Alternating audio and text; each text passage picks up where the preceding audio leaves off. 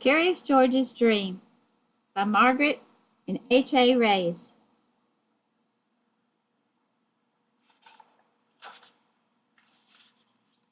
This is George.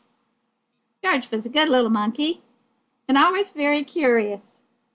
After a long day at the amusement park with his friend, the man with the yellow hat, George was tired and glad to be home.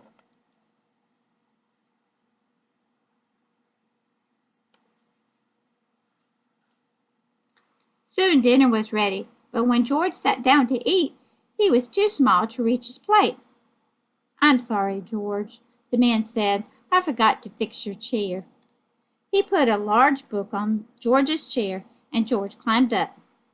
As he sat on the book that was in his chair, George thought about his day. All day long, he had been too small.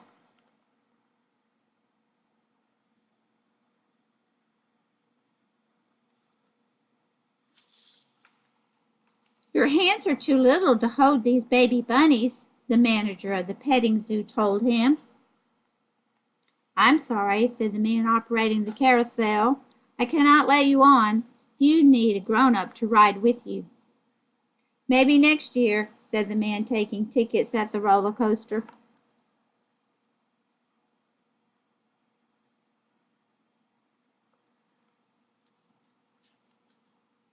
After a good meal and a good dessert, George began to feel better. When the dishes were finished, the man said, "George, I have a surprise for you." And they went into the living room. The surprise was a movie. George was glad to watch a movie. That was something he was not too small to do. George was enjoying the movie, but it had been a full day, and now he had a full stomach. Soon he could not keep his eyes open. The next thing George knew,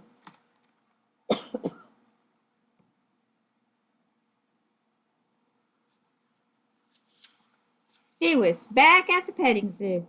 But this time something was different. The petting zoo was very small. In fact, everything was small. George looked around. Then he looked at himself. Maybe everything wasn't so small after all, he thought. Maybe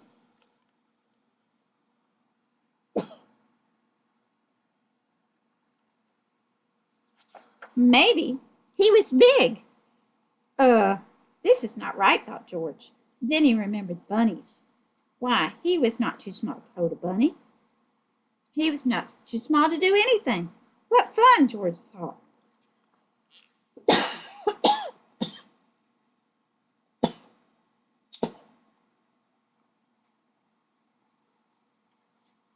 Now George could hold lots of bunnies, and he could cuddle them to his face.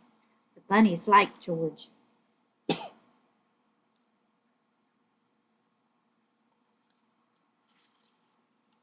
But the manager of the petting zoo did not.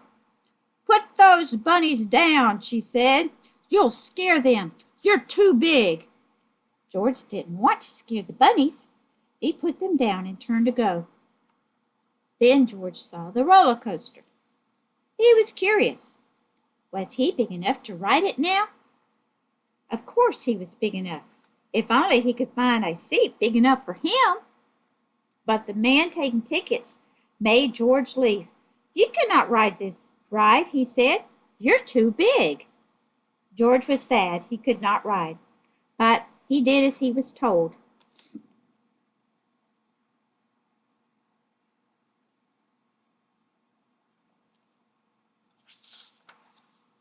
"Catch that monkey!" someone yelled as George was leaving the roller coaster.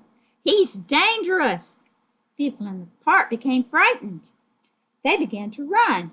They ran in all directions, but mostly they ran away from George. George felt awful. He didn't want to frighten anyone.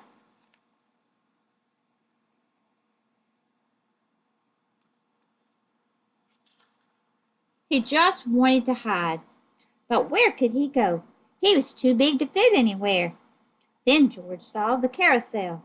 He wouldn't need a grown-up to get on with him this time.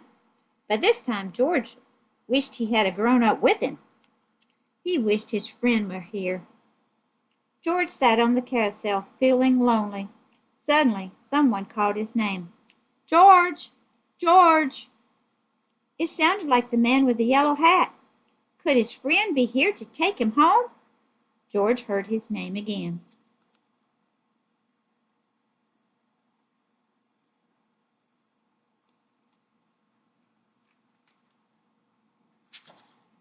It was his friend. George wanted to jump onto his friend's arm, but the man with the yellow hat was too small. How could he ever take George home now? The man called his name again.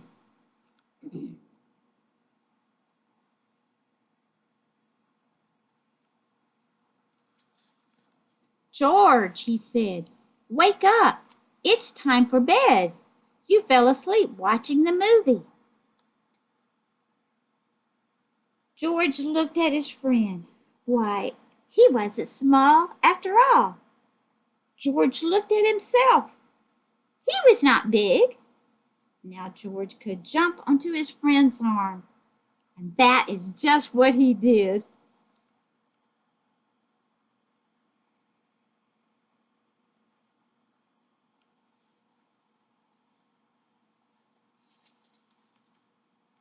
As the man with the yellow hat tucked him in, George was happy to be in his little bed.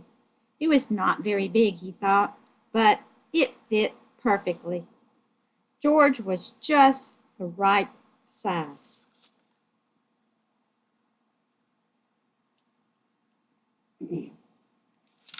This is Curious George's dream.